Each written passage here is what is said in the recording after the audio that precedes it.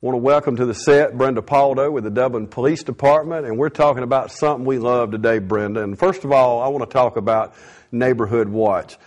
We've got some great Neighborhood Watch organizations in our community, don't we?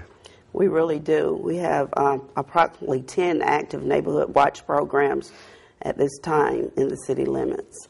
Okay, and tell me, I was down, Sergeant Moon, is he a sergeant, is that right? He is, Sergeant yes, Moon. He is. What a great police officer, but I got to hear some of the presentation to the local organizations that was down at City Hall, I think last month, Brenda, but he was talking about the new gun laws and things, and the reason I bring that up, not so much for the gun laws, but what a great turnout. Every time, and I talked to Chief Kane about this, he is very pleased, and I want you to talk about this a minute, at the reaction from the community, because Neighborhood Watch don't work without the neighborhood, does it? No, it does not. We definitely have to have the participation from the neighbors in the area in order to help us do the things that we are trying to do. And it was a great turnout for them to come to that meeting. We had some very good participation from the groups. Okay, if I'm watching now one of our viewers and they want to start a neighborhood watch in their community, give us maybe who to call, how to call you, and maybe a little bit how to set that up. Okay, well, what I ask them to do is try to go around in their neighborhoods to get a petition from the people that's really willing to work in the Neighborhood Watch programs, because we have to have dedicated people to do that. And once they get that petition, they would bring it to me, and then we would set up and make an appointment for them to have a meeting to show them how to get a Neighborhood Watch program started in their area.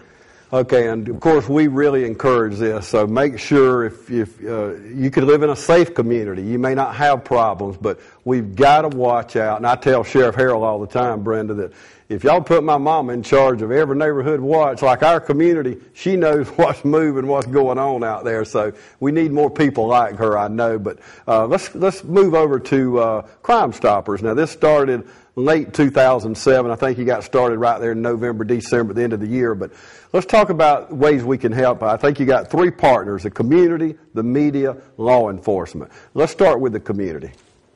Okay, what we need from the community is them to give us the information that they have to help us to solve the crimes that we are advertising each month. What we do is, as law enforcement, I'm the person that gets all the cases together, and once I get the cases together to present before the board, then I go take them to the board, and the board will vote on the cases that are presented to them, and then they'll decide whether these cases are the ones to be advertised for the month. Okay, we had the sheriff on last week or week before, I think, and one thing he pushes is he gets calls all the time, and I'm sure you do too, Brenda, but a lot of people know that we've got great law enforcement here, and their name is not going to get out. Let's address people that may know something and they're scared that their name could possibly get out. Tell us how I know you give them a number or something when they call, but explain and give them some reassurance there. Okay, Crime Stoppers is totally anonymous. Once you get the information, you call Crime Stoppers. You can either call 1-877-84-CRIME or either call 478-275-0803. And once you make that call, we have a clerk that answers the phone, and any information that you give her is like I said, it's anonymous. And she takes the information down, and she would ask you to call back in a couple of days once she give you out a tip number. And when you make that call back in a couple of days, she would tell you whether or not an arrest was made. And if an arrest has been made, she would tell you where to take that tip number to receive the reward that's being given out for that particular crime.